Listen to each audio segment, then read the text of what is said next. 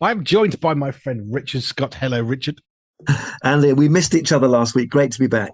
Yes, indeed. And to talk about medicine stuff, but I can say what very excitedly, the magazine comes out very, very shortly, and I'm super excited because you've got a double page article in the December issue.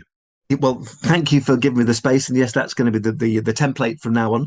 And yeah, it allows me to get my teeth into some medical issues a little bit more than before. So I'm very grateful. Do you know what was really fun? So I get the article from you. I put it into the thing that I work on. The number of spelling mistakes because of medical terms that my little poor computer's thinking, what is that?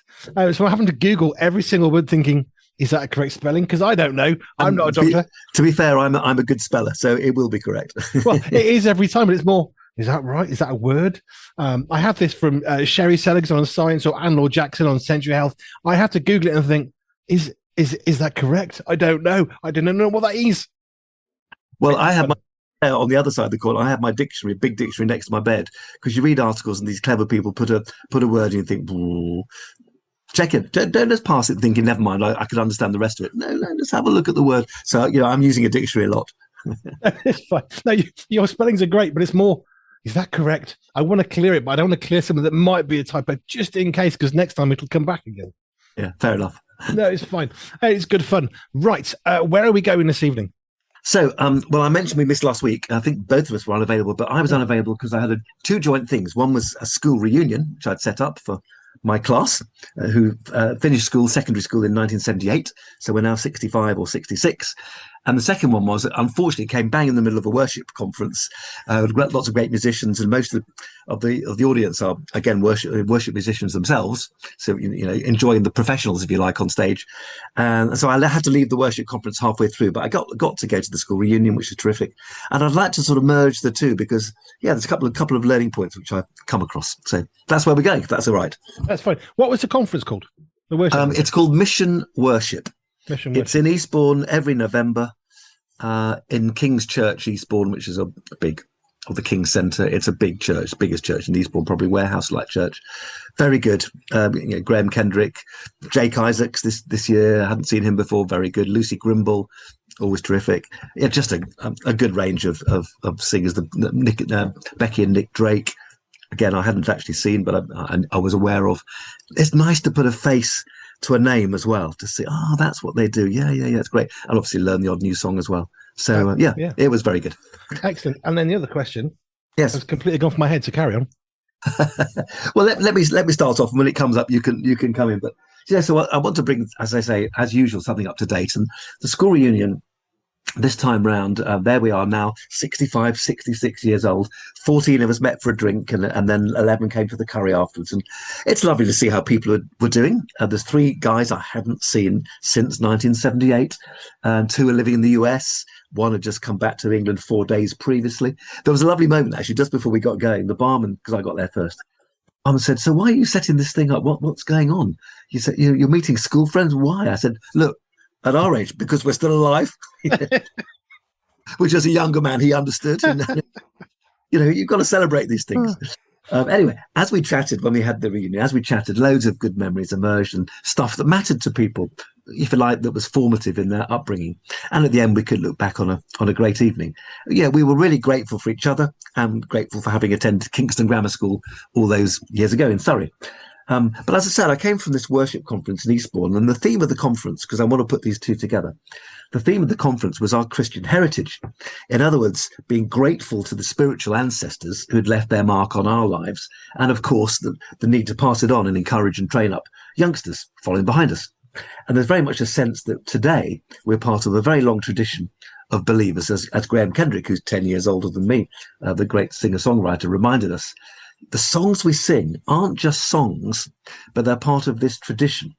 And what we produce, or what they produce, because I'm not a songwriter, what people produce, we pass on as a baton to the next generation, having received a baton of songs, if you like, from the great singer-songwriters of the past. Well, that brings me nicely back to my school reunion, because as a Christian, whilst I was grateful for the teaching and the camaraderie and the sport at Kingston Grammar School, far and away the most important legacy I received was of faith. because years before I arrived, a chemistry master, Ron Gilmore, set up the Christian Union, a small camp initially with two boys and two masters. By the time I arrived, bear in mind it's not that large a school, maybe 500 kids, 100 out of 500 every year went to Devon or Cornwall for the CU camp, not because they were Christians, because it was fun, as Christian camps should be, football, swimming. And, in the evening you had to listen to the talk. Well, I never did for the first 2.5 years until, like the singing, to be fair, never listened to the talk, until halfway through my third year. Clearly, it must have been a strong voice in my head, God saying, he said, listen to the talk tonight. So I did, and duly responded and became a Christian. Now, many years later, having walked away and then returned to faith in my mid-20s, I was able to go back to Ron, the chemistry master's house, to say goodbye to him. He was dying from Parkinson's disease, and he just about was able to respond, and his wife was grateful. I just wanted to say, thank you, Ron, that you were courageous. You stuck to your convictions. He was only third chemistry master out of 4 in the school, despite the fact he was the most educated. There was lots of skeptics amongst other masters and some of the boys, but he changed my life and hundreds of others. That was my heritage, and I was grateful for it. And it struck me, going back to the conference, that Ron was one of those from a previous generation who passed on the baton of faith, a spiritual giant, if you like, on whose shoulders I stand. And the implication for all of us and your listeners today is clear, not only for the older ones like me, but also for young worship leaders like Jake Isaacs, who played at this conference. As he said at the conference, we all have a joint responsibility to receive what we've received from others and to use it well. Don't be careless with what you've received. It cost our spiritual ancestors plenty to get involved themselves and hand it on to us. We must play our roles, likewise stepping up, standing firm and standing proud in faith, not shirking our roles. And it won't be easy. Which brings me back to my own church. The last couple of weeks, I got a friend of mine, Tony, to speak. He comes from Cambridge. He spoke at my fellowship. And I then built on what he spoke the week after. And he spoke on A Tale of Two Cities, Babylon and the New Jerusalem. Cleverly done. Babylon, the greatest empire of its time, which overran Judah and Jerusalem in 586 BC, one of those few dates that I can remember from the Bible, 586 BC. Babylon wasn't just a physical empire, but a spiritual empire. The physical one was short-lived, only 49 years after that. The Medes and Persians took them over. But the spiritual empire is still going. We live in a Babylonian, me, materialistic, anything goes empire today. Little gods these days, he worshipped lots of gods. Nebuchadnezzar of Babylon, little gods, science, money, fame, etc. All these things still rule. And the spiritual kingdom continues, but it will be destroyed, of course, when Jesus comes again. But till then, it's going strong in our culture. And Tony's challenge was this: which empire are you in? Which empire are we in? And even if you're pretty sure you're in the New Jerusalem, it's very easy to put one foot in the Babylonian camp. Have a foot in each camp, if you like. And I preached on that the next week on Daniel and how he and his 3 friends, Shadrach, Meshach, and Abednego, as the song goes, they were brutally challenged to let go of their principles and live like other Babylonians, but they didn't. There were some good things about the Babylonian culture. They were happy with those, but there were red lines. For them, dietary, not going to eat your food, pork probably, and I'm not going to drink alcohol every day, and I'm certainly not worshipping other gods. And my challenge, building on what Tony said, was to embrace the good stuff in our culture, live well, and be good examples to others. Don't just parrot the world, but be clear what belongs to Caesar and what belongs to God, and to worship him and him alone. And having done so, we can then, in this day and age, be like Daniel, Shadrach, Meshach, Abednego, and dare I say my chemistry master, Ron, sticking strong to the faith, and then we can pass it on to the next generation. So there we are, not a medical message today, more of a sort of, an encouragement. What we've received, that's great. Pass it on and stick tight. Because you don't stick tight to the faith, you haven't got anything to pass on. So stick tight and pass it on. Which, of course, makes me think of Hebrews chapter 12, the people of faith that Scripture accounts. And we talk about the run the race, and the part after that is about the fact that the crowd is cheering us on. Well, the crowd isn't just random people; it's people of faith much earlier in time, Moses and Noah and Elijah, and so on and so forth. And it's good to know there are people cheering us on. Yeah. And equally, I love the fact that Jake Isaacs, who can't be much more than about, early to mid 30s, is saying even at his stage, he's got a responsibility to look after the youth. So his drummer was a 19-year-old boy who he wanted to encourage. And apparently Isaacs himself started off at 15 being offered by Graham Kendrick, do you want to come play drums for me one evening? What, for you? Yeah. You come play drums for me. Why? Wasn't necessarily because he was the best drummer. And maybe Kendrick was short of a drummer. I don't know. But the fact is, he deliberately said, this is a guy, I want to help him and I'm going to bring him forward. And ultimately, Isaac's left the drums. Now he sings, he plays guitar very nicely, etc. But he was helped on by the previous generation. And how important that is for all of us. Maybe to look, especially as we're getting older, who can we encourage? Who do we need to support? Deliberately, not just, well, maybe it'll happen, maybe it won't. No, let's go looking for these guys and girls to encourage and support. Which is really, really important. Actually, this does maybe come back to medical stuff, because in order for us to be well-rounded people, we need to have a good diet physically. That's important. We know that, drinking water and vegetables and fruit. We also need to be exercising when we can. That's important. There are all these parts that make it up, but also mental health, which affects everything. And we know that medicine is now far more conscious, not it wasn't before, but even more conscious of the importance of that. And actually encouraging someone, giving someone an opportunity, they're going to feel 10 feet tall. Now, I don't know Graham Kendrick, never met him. I've seen him a few times. He just seems like a pretty lovely, humble guy who probably doesn't care all that much about, oh, look at what I've done. I think he cares about God, which is why he's still so amazing leading worship. Sorry about him. I remember he was playing at one of our the camps, Detling, which is a sort of Christian camp, which was in Kent, where I am now. And years ago, Detling was there, and Graham Kendrick was there one year. And one of the guitarists from his band came over, and we were just chatting away. And we said, "Oh, where's Graham?" He said, "Oh, you'll find him washing up. He'll be washing up for our camp." Very humble guy, absolutely getting stuck in it as a normal person, despite being the biggest name in that entire conference. He'll be washing up. And I thought that was very telling.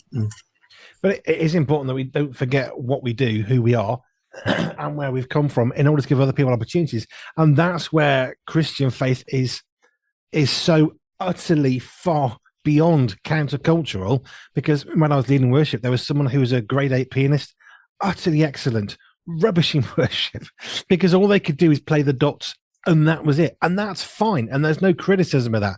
But in a church context where you want to kind of sing worship songs, you might want to drop a verse or go to that chorus. She didn't know how to do it. I'd have to write it out beforehand. Can you tell me what we're going to do? No, I might just go to a different chorus. Well, I need to write it out. So the fact we have a skill isn't necessarily mean we're the right person. Sunday school teachers, so many people from school in Sunday school classes, probably shouldn't be, actually, having worked in children's work in churches. Sometimes it's the worst people possible. Well, we need to do this, we need to do that. This is what I do in school. This isn't school, this is church. And it's sometimes we forget that it's the calling that's important, not our experience, because God isn't ever going to be saying, right, you're a good, nearly qualified GP. That means you can go there. He's going to say, Richard, what's your heart? Do you want to serve me?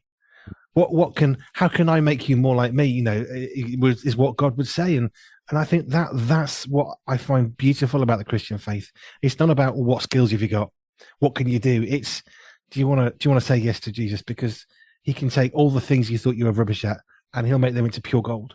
No, nicely put. I totally agree. I remember what I was going to say. I was born in 78. Oh, right. Okay. You were born in 78 when I finished I was 77. Secondary school. 77. 77. Yeah. How about that? No. I know. Sorry. Jo was 71, my wife, 1971. So she's a bit older. But yeah, 1977 is when the Andy B arrived in the world. Wow. A good year. Very good year. Lots of things, good things happened. Yeah, but the thing about your school reunion, it is important to remember. Okay, humor aside, while we're still alive, but actually, there's a lot of depth and truth in that. Of while we are alive, we need to do things. I read something recently by Dr. Michael Youssef, who we play on our station. I think he's 84, something like that. He's got to be about that. Yes, he's something like that. And his statement, because he's now stepping down from leading the church in America, is one of his sons he's going to take on. Is now is the time. And you're thinking the next line is to have a rest. No. Now is the time to put my foot down on the accelerator, because I want to take as many people to heaven as possible with me. So now is the time to speed up. And I like that attitude. Well, it's refreshing, because it's not like, because interestingly, my the guy opposite me in the curry house, one of my best school friends, he said, so what's Heather doing? My wife, she's training a fast track ordination to be a vicar. And he said, And he's not a Christian, this guy, even slightly. He said, I'm absolutely in awe. Most people just take it easy when they retire. I'm in awe. I'm in awe. I said, well, that's very kind of you to be in awe. But, she's interested in it. She wants to do it. And, she's got the energy and off she goes. And he just thought, well, that's not what people do when they retire. Yeah, it's what people do when they listen to God. If that's what he's saying to somebody else, it'll be a different message. But that was her message. And it's not the message for me, but it's the message for her. Fantastic. This is the thing. We need to live while we're alive. I've used this phrase with you before. We need to live while we're alive, because otherwise we'll wait until such time as we can live, at which point we're not going to be living, because it's a continuation. I knew a guy, he was a cycle, I think he was like a professional cyclist at some point, set up a bike shop in Wolverhampton. He died of a heart attack whilst out on a cycle in his, I think, mid-60s, late 60s or something. But he was living life to the max. Absolutely full bore, still doing all the things he used to do. His heart gave up late 60s. But he lived his life full. Mm-hmm. Yeah. And I think as Christians, it's not to say we can't have a rest. I mean, Jesus took time out from time to time, although he was usually praying at that point. But, we have a rest, but absolutely, remember, we still have a calling. As you've said before, being retired with a Y, but after the T, God gives us tyres, and those tyres are no good sitting in a garage. They're there to run the car, aren't they? Mm. Absolutely. But I love that you had your school reunion, which is impressive, because over that length of a time, I mean, you've got some guys in the US. Well, that's not a surprise. Australia, South America, who knows? Over 40 years, people tend not to be half a mile from the school gate. Oh, sure. It was lovely to get them back, because in fact, lots of people who are abroad couldn't come. Okay. But at least 2 did, which was nice. And I was encouraged. It was very good. Most impressive is the fact you're still involved in any way with any of the people that you went to school with. I don't know a single person I was at school with. Yeah, it's one of those things with the biology boys, as we call ourselves. There's about 6 of us out of 17 who did biology A level. Yeah, 6 of us have stuck together, and that it's nice. We tend to see each other twice a year. So yeah, it's encouraging. Mm. It's really good, but I think there's so much depth in living while we're alive, because we either think, oh, well, let's wait until retirement, then we'll do this, then we'll do that. But you're missing out on life. You're missing out on the joy of living today. It's fun. Being a Christian should be fun. Yeah, there's hard work at times, but it should be fun. And that's really certainly my experience. Yeah, the Step Forward Awards, which I was at recently, loads of fun. It's a Christian Music Award. If you're thinking, what is that talking about? Christian Music Award here in the UK. It's been running 5 years. A guy called O'Neill Dennis set it up, and they celebrate new Christian artists, whether they're singing worship songs for church or songs that perhaps aren't for that context. But there was an awful lot of laughter. There was an awful lot of fun. There was a tremendous outpouring of joy. And I just think, this is a glimpse of heaven right here. That's how it should be. That's fantastic. It was good. Right. Richard, thank you, sir. Lovely. Thank you. If you've not signed up for the article in the magazine, get yourself signed up for a subscription. It'll be delivered to your door. It doesn't cost a lot. You can get it in the UK and the US, with other countries being added on for the subscription at www.puremediathemagazine.com. Puremediathemagazine.com. It's awesome. And I can say that, okay, obviously I do my article, but I read all the articles, because there's a really good range. It's fun, it's encouraging, and it's beautifully produced. We do try. Thank you. Right, Richard, I will leave it to the rest of your day, sir, and I will carry on. Bless you.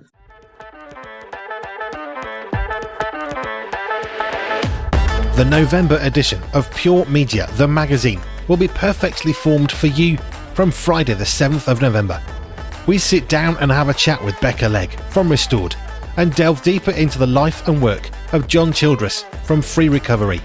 Pure Media, the magazine, is the magazine to get yourself if you like a comfy coffee and a chat with a friend. Or tea, we won't judge. In our latest magazine, we introduce you to a new writer, Andy Robb, as well as your favourites, including Isla Rouse, Richard Scott, Karen Ferguson, and more. Sign up now so you never miss out on this amazing monthly magazine, handcrafted by real people for real people just like you. Pure Media, the magazine, is always on point and in print. Find out more at www.puremediathemagazine.com.